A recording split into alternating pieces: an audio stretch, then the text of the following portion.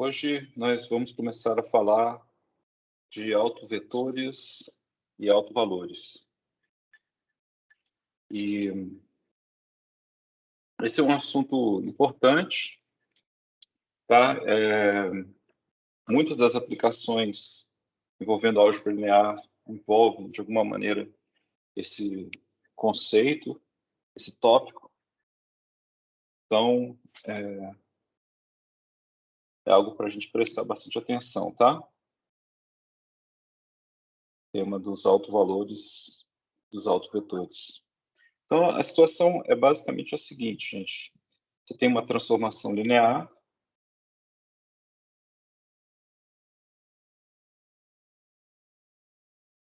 Vou chamar de A. E um espaço vetorial E nele mesmo, tá? E eu vou assumir aqui que a dimensão do espaço vetorial aqui é finita.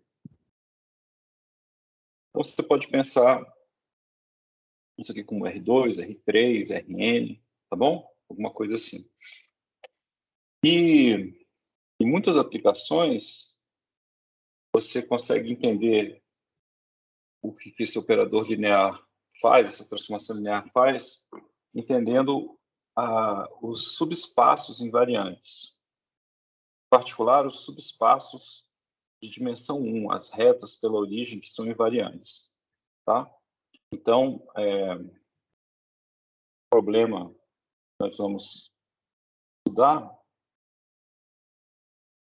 é encontrar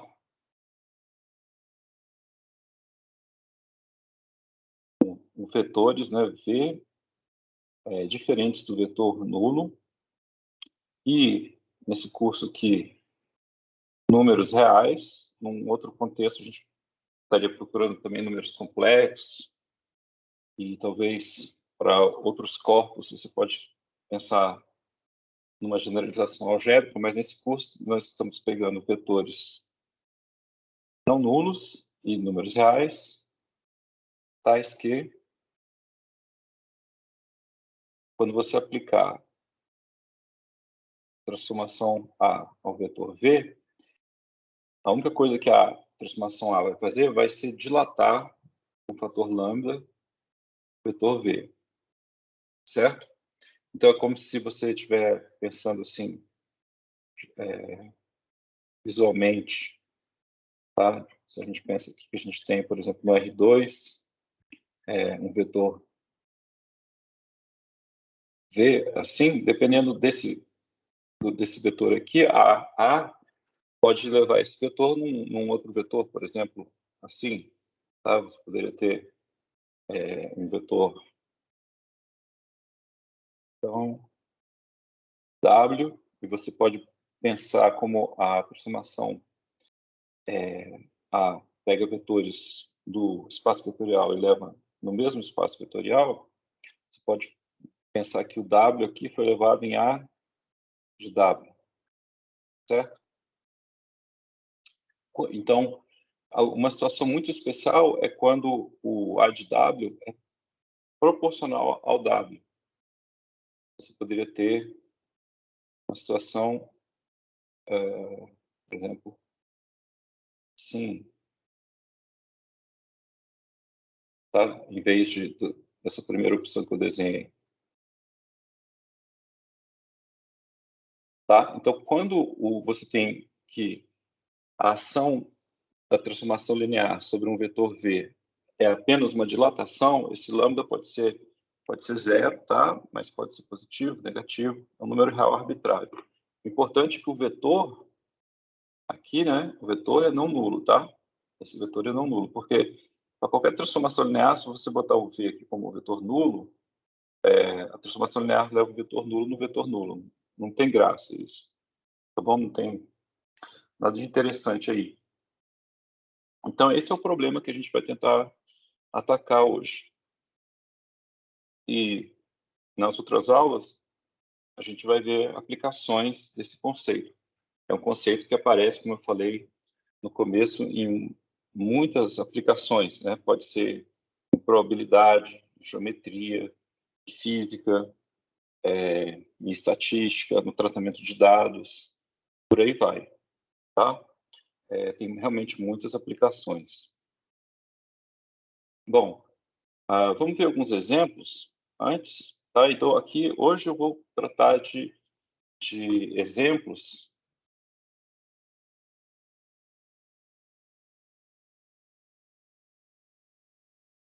Fundamentalmente, vou pegar o espaço vetorial E como sendo R2 ou R3. E a razão pela qual eu estou fazendo isso é porque, para a gente resolver esse problema aqui, tá? É um problema algébrico não trivial, e se a dimensão do espaço é alta, aí as coisas são bem mais complicadas. Tá? A gente tem que estudar polinômios. Por exemplo, se a dimensão é n, a gente tem que entender as raízes de um polinômio de grau n.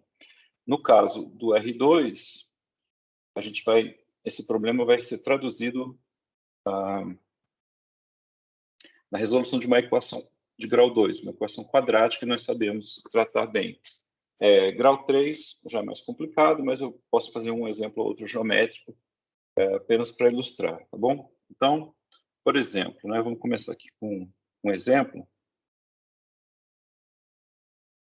Vamos supor que a matriz que representa a transformação linear, que no caso eu vou pegar de R2 e R2, então eu vou exibir uma matriz 2 por 2 que representa para a base canônica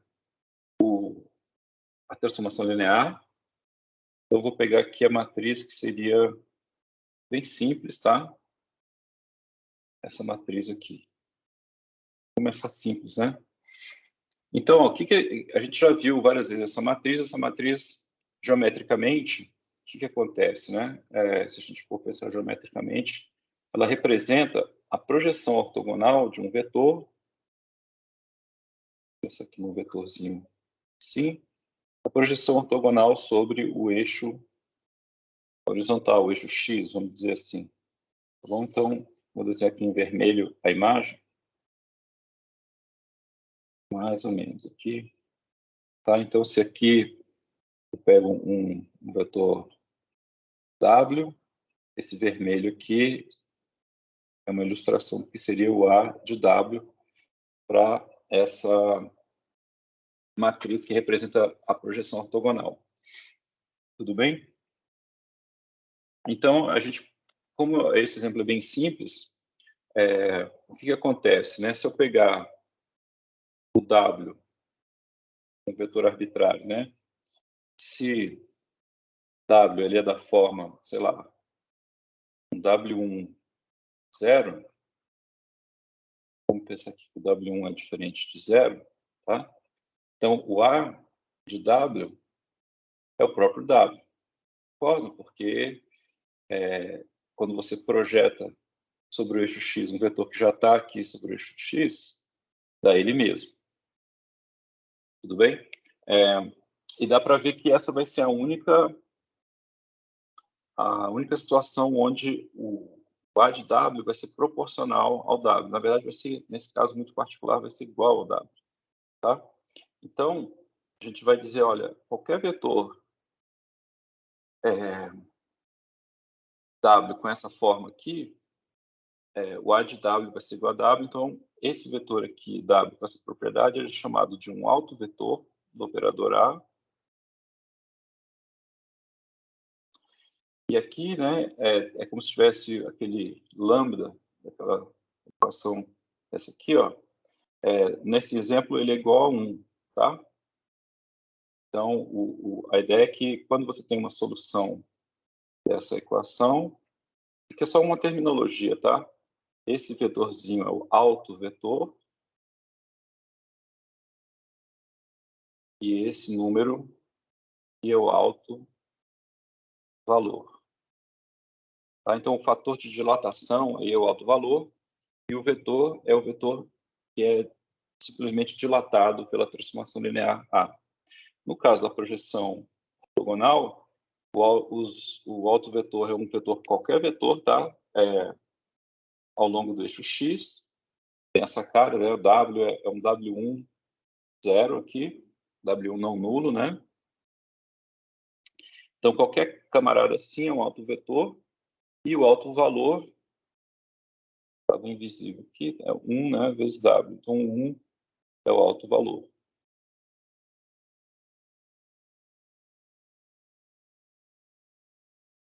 Tudo bem? Então, aqui seria um primeiro exemplo onde a gente, como a transformação linear é tão simples, a gente não precisa nem fazer conta, tá? Agora, deixa eu fazer um outro exemplo, também simples, tá? Então, agora eu vou pegar, de novo, de R2 em R2, a transformação, e vou exibir aqui uma matriz, né? Matriz de rotação, que é muito importante na vida dos matemáticos e dos cientistas que usam matemática. Isso aqui é uma rotação, né, de um ângulo θ, no sentido anti-horário, rotação em torno da origem.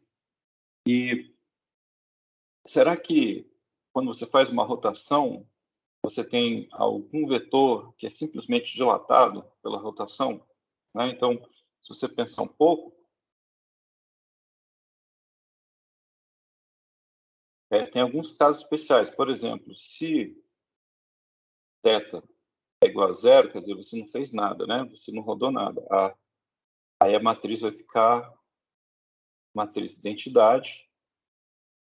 Então, é claro que se você pegar A de W, vai ser igual a W para qualquer W do R2. Ou seja, se o θ é zero, qualquer vetor não nulo do R2 é um autovetor com alto valor 1. Tá? Porque eu aqui tem, explicando esse W, tem um 1 aqui invisível. Ok? Agora, por exemplo, se θ for igual a π, por exemplo, o que acontece? Então, a matriz A, substituindo θ igual a π, vai ficar... O cosseno agora vai ser menos 1, o seno continua zero, não é isso? Tá, então o que acontece, né? Se você pegar A de W, para esse A aqui, né, com essa diagonal sendo menos 1, isso vai dar menos W. Então, de novo, qualquer vetor não nulo vai ser autovetor desse operador A. Agora o autovalor aqui, né? Autovalor aqui, o autovalor era 1. Autovalor 1. E aqui o autovalor é menos 1. Tem esse menos aqui, tá? E o que acontece se θ é diferente, né, deixa eu fazer assim, de m vezes π, onde m é um número inteiro, tá? Então, por exemplo, se m é igual a zero, seria esse caso aqui, se m é igual a 1, é esse caso aqui.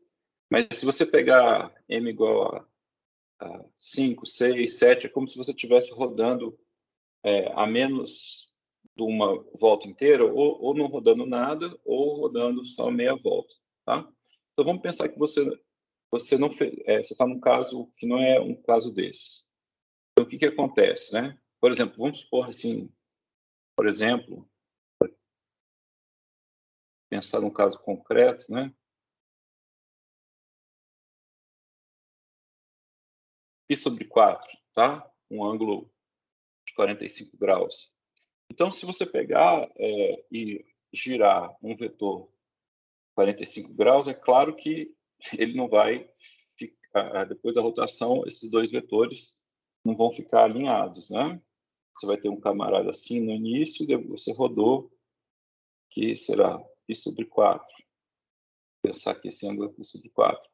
Isso acontece para qualquer vetor que você pegar, menos o vetor nulo, que o vetor nulo fica parado, né? Pela rotação. Você está rodando em torno da origem. Mas termos de autovetores, dá para ver que essa transformação, por exemplo, essa para θ igual a π sobre 4, não vai ter autovetores, tá? Nesse sentido que a gente está falando. Simplesmente não tem. Então, pode ser que uma transformação linear ela tenha todos os vetores não nulos sendo autovetores, pode ser que ela não tenha nenhum, ou pode ser que você tenha algo como nesse primeiro exemplo, que você tem uma reta menos a origem aqui de autovetores, certo? Você tem uma família unidimensional, vamos dizer assim, de autovetores. Então, assim, quando você aumenta a dimensão do seu espaço, aí outras coisas mais complicadas podem acontecer. Mas eu queria, com esses exemplos, apenas dizer que pode não existir solução para o problema, tá? E pode ser que a solução seja meio trivial. E daqui a pouco a gente vê como é que a gente faria as contas, né, para tentar resolver o problema. Antes disso, deixa eu fazer um último exemplo aqui. Eu vou pegar agora a de R3 em R3 e vou escrever a matriz. Então, um pouco parecido com o que a gente acabou de fazer, tá? Vamos ver se vocês percebem a semelhança. Então, aqui ó, tem um bloquinho, uma submatriz aqui 2 por 2, que é uma matriz de rotação igualzinha a essa aqui que a gente estava comentando aqui agora há pouco. E abaixo aqui eu vou botar 0, 0, 0, 0, 1. Tá bom? Então, exercício, interpretar geometricamente essa transformação. O que ela está fazendo, né, com vetores do R3? Tá? Então, ó, eu vou basicamente, ó, se eu pegar um ponto, um vetor, né, no plano horizontal, no plano XY, vamos dizer assim, é uma rotação, né? Tá bom? É uma rotação. E se eu pegar um camarada no eixo vertical, a A vai fazer o que com ele? Nada, né? Porque, ó, tem aqui, ó, esse 0, 0, 1, certo? Esse 0, 0, 1. Então, por exemplo, se você pega um vetor... Então, eu vou deixar isso aqui como exercício para a gente discutir depois, tá? Mas se eu tentar fazer um desenho aqui do R3, o que está acontecendo aqui, né? Se eu pegar... Aqui seria uma representação dos eixos cartesianos, usualmente denotados por x, y e z, né? Então, ó, se eu pegar, por exemplo, um vetor paralelo que é o eixo z, w, o A de w vai ser igual, certo? Verifiquem, tá? Se eu pegar um vetor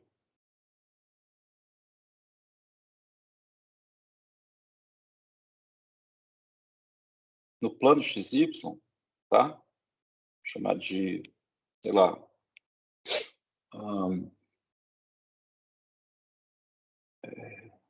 S, tá? O vetor S aqui no plano XY, o que vai acontecer? Ele vai ser rodado por um ângulo θ aqui, tá? Tem que ter um pouco de imaginação aqui, né, para pensar que esse cara está no plano, tá? Então, o S está no plano XY, meu desenho está ruim, mas imagine que o A de S também está. Então, o que está acontecendo com essa transformação, né? Ela está pegando camaradas no plano horizontal e está rodando. Então, o camarada no plano horizontal, depois que se aplica a transformação A, ele continua no plano. Então, plano é um subespaço invariante, quer dizer, a imagem desse plano por essa transformação A é o próprio plano. O mesmo acontece com o eixo Z. Tá? Se você pegar um camarada aí com esse W vermelho no eixo Z, essa transformação, que é uma rotação com relação ao eixo Z, vai manter o eixo Z invariante. Na verdade, não apenas como conjunto de pontos, mas assim, o A de W é o próprio W mesmo, tá?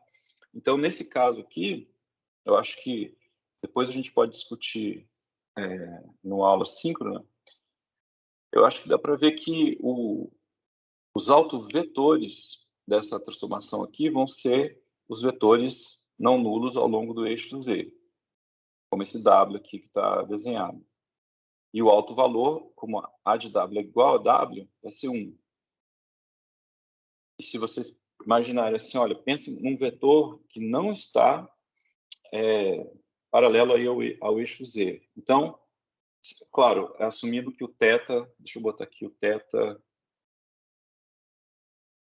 é igual a, sei lá, π sobre 6, por exemplo, tá? Ou π sobre 2, alguma coisa, tá? Mas eu não quero que o θ seja 0, ou π, ou menos π, ou 2π, para não ficar, assim, trivial. Mas se você pegar, por exemplo, θ igual a π sobre 6, você pode ver que só o único caso onde o W fica invariante é quando o W está ao longo do eixo Z, e para todos os outros vetores que não estão ao longo do eixo Z, a direção muda, né? Porque você rodou a parte horizontal por um ângulo π sobre 6. Tudo bem? Tá. Então, acho que nós já fizemos alguns exemplos. Agora, vamos tentar abordar algo de maneira algébrica agora. Esse problema de maneira algébrica. Por enquanto, eu peguei só exemplos com um forte apelo geométrico e a gente não fez conta nenhuma. Mas vamos supor que eu tenha esse problema, né? Agora, voltando para a teoria, é sempre um espaço vetorial de dimensão finita.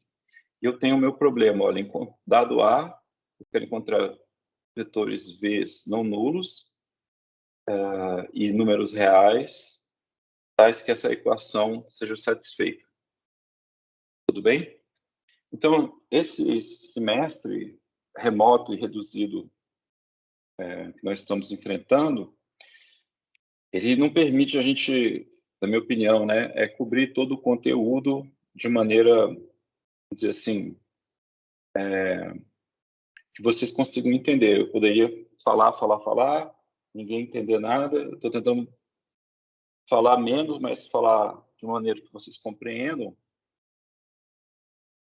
Então, nós estamos com esse problema. Então, eu acho que a gente precisaria de 1 ou 2 semanas a mais para desenvolver de maneira honesta a teoria dos determinantes para matrizes, para operadores, transformações lineares. Então, a gente não vai ter tempo, eu acho, para fazer isso. Eu vou ter que sacrificar ou essa parte determinante ou as aplicações. Eu prefiro fazer as aplicações e a gente acreditar um pouquinho na teoria, tá?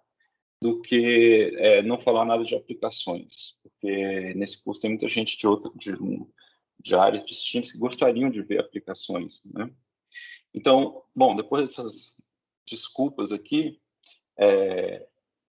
para resolver esse problema, a gente teria que entender um pouquinho sobre a teoria de determinantes, tá? Mas vamos pensar que na hora que aparecer isso aí, eu vou usar um resultado, tá? Que é um resultado que a gente pode verificar algebricamente de maneira simples para dimensões baixas, tipo 2 ou 3.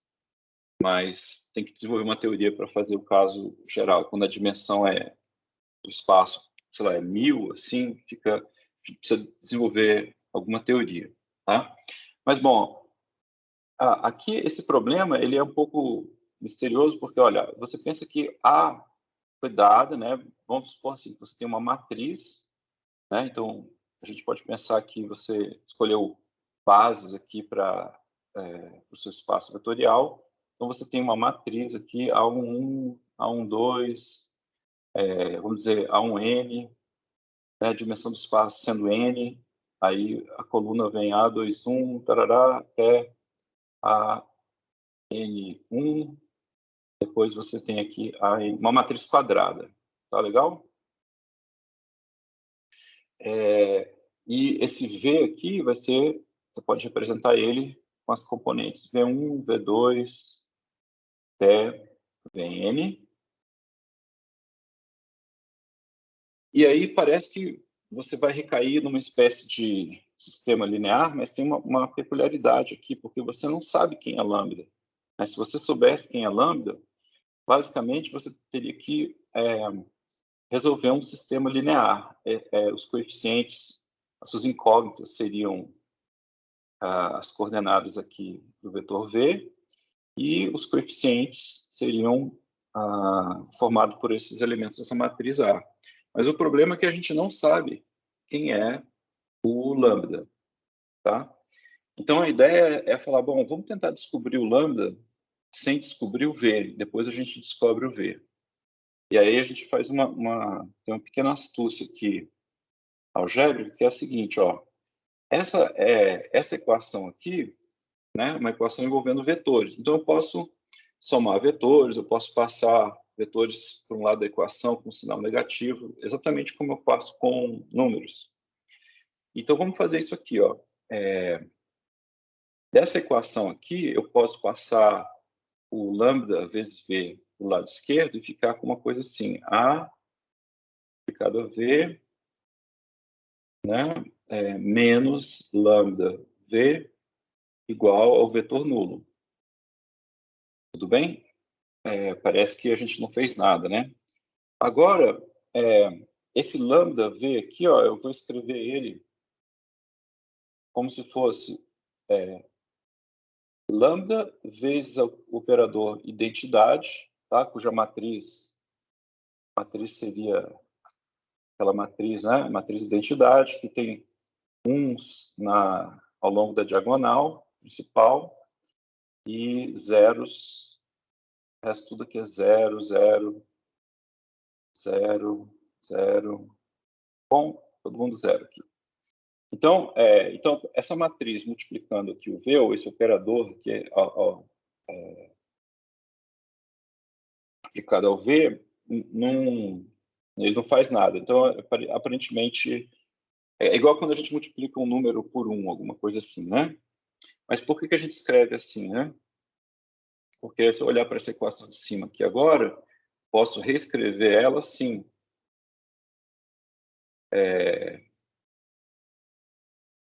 A de V menos lambda vezes a identidade de cada V é igual ao vetor nulo.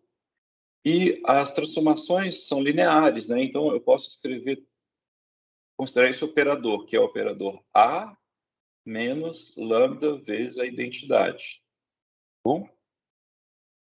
Porque ó, se você pensar numa matriz, né? Aqui você tem uma matriz, você sabe somar matrizes, ou fazer a diferença de matrizes. Então, isso aqui você pode pensar numa nova matriz, tá? Que representa um novo operador, uma nova transformação linear, e você está fazendo esse operador agir sobre o vetor V, e o resultado é o vetor nulo. Tá bom? Então, ó, isso aqui que é o fundamental. Você tem um vetor que está no seu espaço vetorial E, você tem essa transformação, sei lá, vou chamar ela de T. Bom? Aí você tem uma transformação T, que não é exatamente a mesma, né? A transformação original a gente chamei de A. Então, é A menos um múltiplo da identidade. Estou chamando isso de T. Então, você tem aqui, ó, o vetor V aqui está sendo levado por essa T no vetor nulo. Tá? Então, como aqui, ó, eu estou indo do espaço vetorial E nele mesmo, eu estou basicamente pegando o V levando no vetor nulo. Isso, em outras palavras, se isso acontece, T não é inversível. Ops. Você não pode certo? Porque aqui, lembra que o V aqui, né, ele é diferente, a gente está pegando um cara que é diferente do vetor nulo. Então, você está pegando um camarada que é não nulo, essa T está levando num vetor nulo. Então, a T não pode ter uma inversa. A T não pode ter uma inversa, porque para ela ter uma inversa, o núcleo da transformação linear tem que ser trivial. Tem que ser só o vetor nulo. Só o vetor nulo, ela tem que ser injetiva, né? Ela não vai ser injetiva, então não pode ser inversa. E aí o resultado que eu queria usar agora é que uma transformação T é inversível. Eu não sei se fala inversível ou invertível, acho que tem uma discussão, mas eu acho que é inversível. É inversa, né? Por outro lado, você quer inverter. Então, me desculpe aí se eu estou cometendo uma falha no português.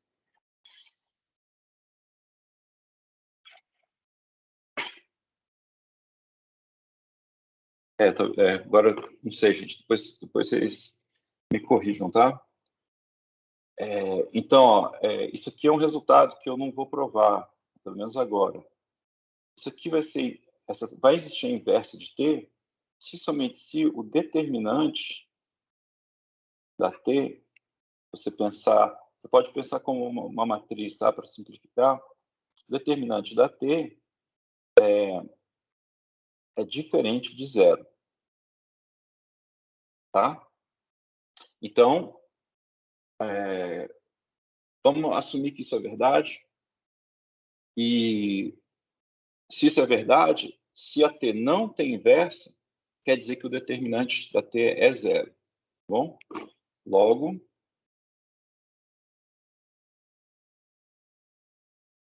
se T não tem uma inversa, transformação linear inversa, né? Nós temos necessariamente que o determinante de T tem que ser nulo. E esse fato aqui, ó, que o determinante de T tem que ser nulo, é que a gente vai usar para encontrar o lambda, tá bom? Então, porque o determinante de T sendo zero, segue que eu tenho uma equação, determinante T era A menos lambda vezes a identidade. Então, para encontrar o lambda, eu tenho que calcular esse determinante. Note que a matriz A ela é dado, transformação linear dado, você pode escolher base, tem uma matriz, você vai ter também a matriz identidade. Então, aqui vai ser uma matriz onde você vai ter vários números conhecidos menos o lambda. E o determinante, você tem que sair multiplicando essas entradas dessa matriz aí, vai acabar sendo um polinômio para a variável lambda. Tá?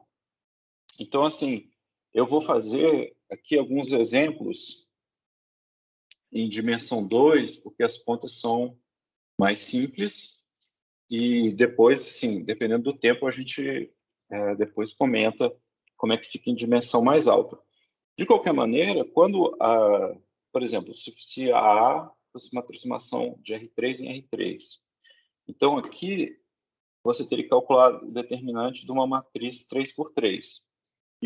E isso ia gerar um polinômio de grau 3, em geral, né, grau 3, com a variável lambda. E aí, assim, resolver a equação de grau 3 no braço tem até um jeito, tá? Mas é um pouco enrolado, não é tão simples quanto a fórmula de Bhaskara. Mas, por exemplo, se fosse de grau, se a A fosse de R6 em R6, aí não teria jeito, não tem uma fórmula para os autovalores, tá? Então, você tem que recorrer a métodos numéricos, usar computadores, esse tipo de coisa, se você quer conhecer os autovalores para matrizes um pouquinho maiores. Mas como a gente quer, basicamente, nesse curso introdutório, entender as ideias, eu acho que a gente não perde muito trabalhando com dimensões baixas, tá? Porque a gente consegue fazer as contas do braço, etc. Então, eu vou fazer pelo menos um exemplo ilustrando essa teoria. Então, eu vou pegar aqui, ó, uma matriz 2 por 2, que representa uma transformação linear do R2 no R2, quase canônica, se vocês quiserem, tá? Então, como é que eu encontro? Vamos encontrar os autovalores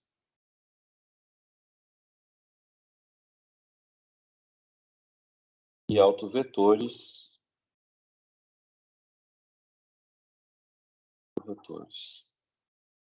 Então, vamos proceder como eu esbocei aqui em cima, né?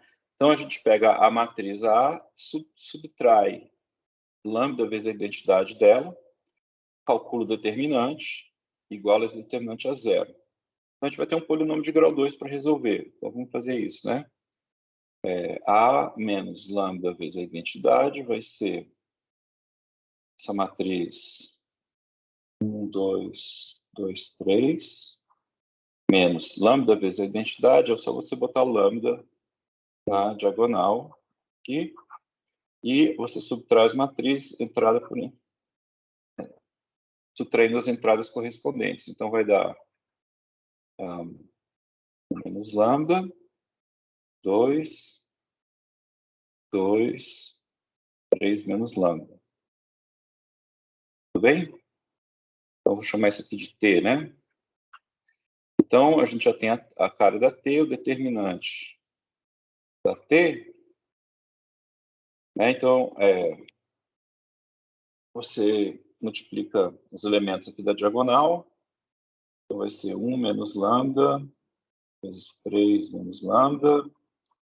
Depois subtrai aqui o produto dessa outra diagonal. Menos 2 vezes 2, menos 4. Isso aqui vai dar lambda ao quadrado,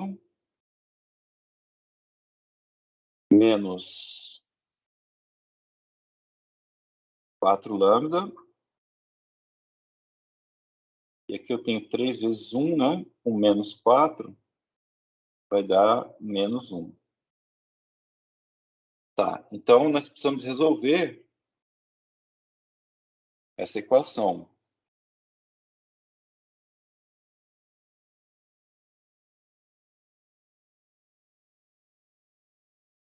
Lambda ao quadrado menos 4 lambda menos 1 é igual a zero. Então, a gente sabe há muito tempo, na escola, a gente estuda isso aqui, né? Então, como é que vai ficar? Lambda, pela fórmula de Bhaskara, se vocês quiserem, vai ser, deixa eu tentar não errar aqui, né? Menos esse menos 4, então vai dar 4, mais ou menos, a raiz quadrada de menos 4 ao quadrado, 16, depois menos 4 vezes outro menos aqui, né? Então, mais 4, é isso? Acho que vai ser... Eu estava escrevendo e falando, fiz besteira. Quero uma borracha, ele não deixa eu pegar a borracha.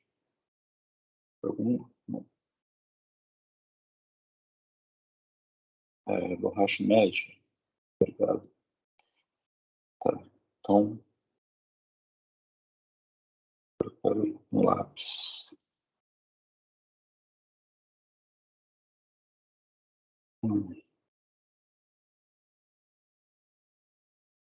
Gente, deu um bug aqui. Não sei como é que eu resolvo. Você resolveu? Acho que sim. Espero não ter errado a conta aqui, tá? Então, é o B2, né? É menos B, mais ou menos B2 menos 4AC. Tá? Dividido por 2. Então, isso aqui vai dar... Espero que seja isso mesmo. 4 dividido por 2 é 2, mais ou menos 20, né? É 4 vezes 5. Então, aqui vai ficar raiz de 5, é isso? Depois vocês confiram, tá? Essas contas, se eu errar, depois vocês corrigem. Então, ó, resolvendo essa equação quadrática, eu obtive dois valores, dois autovalores, tá? Porque tem o mais ou menos aqui. Cada um desses autovalores, eu posso depois voltar para essa minha equação aqui, original.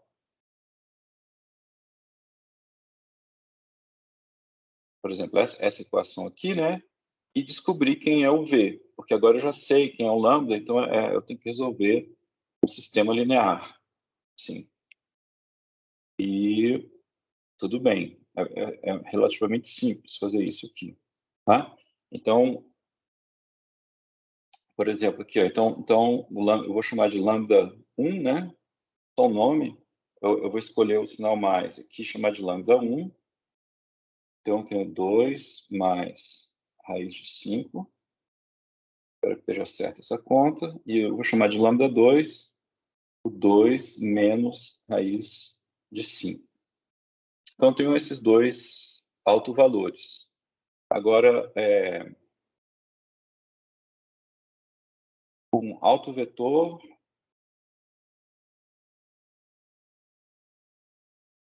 correspondente associado, foi mal,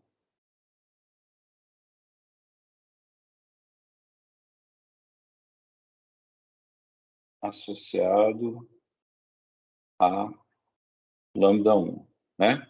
Então, como é que eu descubro esse cara? Bom, basicamente aqui, ó, eu tenho aquela equação, vou repetir aqui, eu tinha a matriz A, né? Deixa eu fazer um caso geral. Eu tinha a matriz A, assim, A11, A12, A21, A22. Aí eu tenho lambda vezes a identidade, que é lambda 0, 0, lambda. Tudo bem? E aí eu quero quero que A menos lambda vezes a identidade aplicada ao vetor aqui V seja o vetor nulo, tá? Então, eu poderia chamar o V aqui de, sei lá, V1.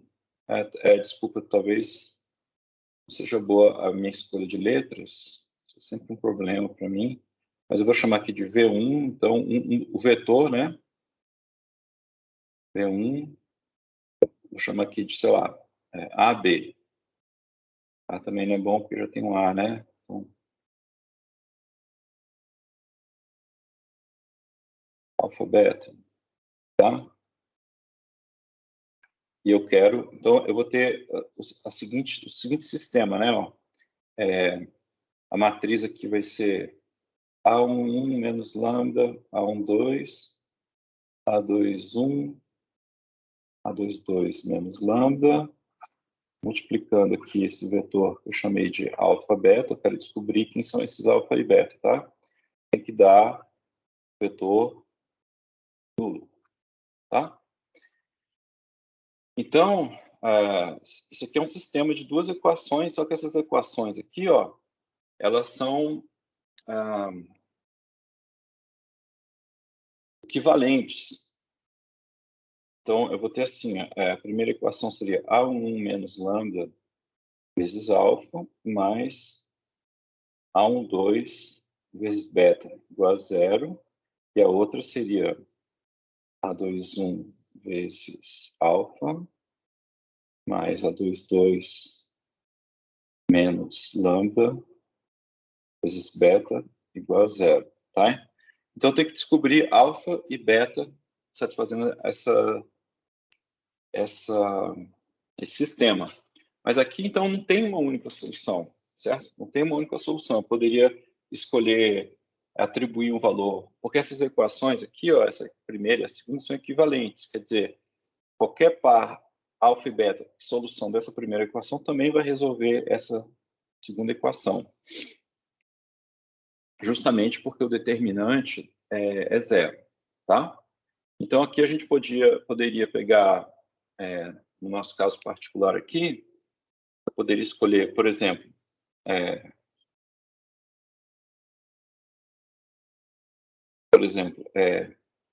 o beta igual a 1, tá? Poderia ser beta igual a 1000, qualquer coisa. Aí eu teria que o alfa teria que ser passando, olhando só para a primeira equação, né? Eu passo esse A12 para o outro lado. Eu não vou mudar o sinal, porque eu vou mudar o sinal do denominador, que vai passar dividindo, tá?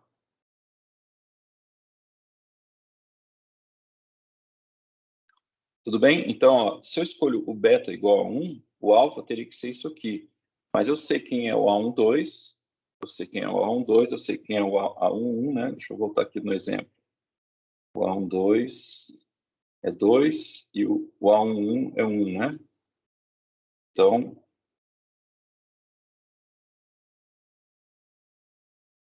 teria alfa igual a 2 dividido por o lambda, que eu estou fazendo por lambda 1, né?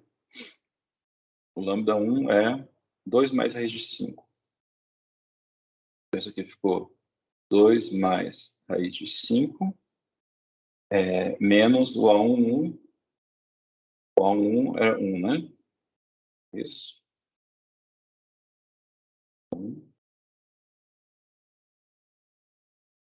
É 1, tá? Esse elemento aqui. Tudo bem. Então, pronto. Isso aqui vai dar 2 sobre 1 mais raiz de 5, se eu não errei as contas. Tá? Então, você poderia pegar como um vetor aqui, esse cara aqui, 2 sobre 1 mais raiz de 5, 1. Tudo bem? E aí você poderia fazer a mesma coisa para determinar um autovetor associado ao outro autovalor, certo? Ao que eu chamei de lambda 2. E vai ter vai mudar aqui, porque aqui vai ser um menos, né? Em vez de ser um mais. Tudo bem? Então, basicamente é isso. Basicamente é isso. Vocês podem se perguntar, talvez, olha, e por que você escolheu o beta igual a 1? Tá? Se eu escolhesse beta igual a 2, tá? Você, no fundo, ia multiplicar esse V1 que eu achei por 2. Então, ia ser um múltiplo, tá? Desse V1 que eu achei. E se uma observação simples, mas importante, é que se você tem um vetor que é autovetor de uma transformação, de um operador linear, de uma transformação linear, um múltiplo não nulo dele também é autovetor, tá? Então, assim, o autovetor que você escolhe pode não ser muito importante. O importante é a direção dos autovetores, que é importante. Então, se você escolheu V1 como eu escolhi, tudo bem. Se você pegasse e falasse, olha, por exemplo, eu poderia pegar como autovetor também, ó, multiplicando esse V1 aqui por 1 mais raiz de 5, eu poderia ficar com isso aqui, ó, 2 raiz de 5 mais 1. Isso aqui também seria um autovetor, para o mesmo autovalor, tá? E o que mais que eu posso falar?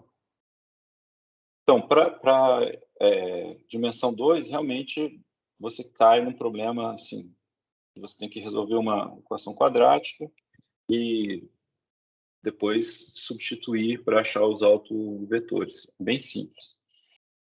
O mais interessante, que eu acho que a gente vai ver daqui a algumas aulas, são as aplicações. Tá? As aplicações, ver onde que isso aparece na ciência, os autovetores, os autovalores. Aparecem em muitos lugares, como eu falei no início da aula. Então, essa foi aqui a nossa aula de introdução aos autovetores e autovalores. E a gente continua depois. Obrigado, gente.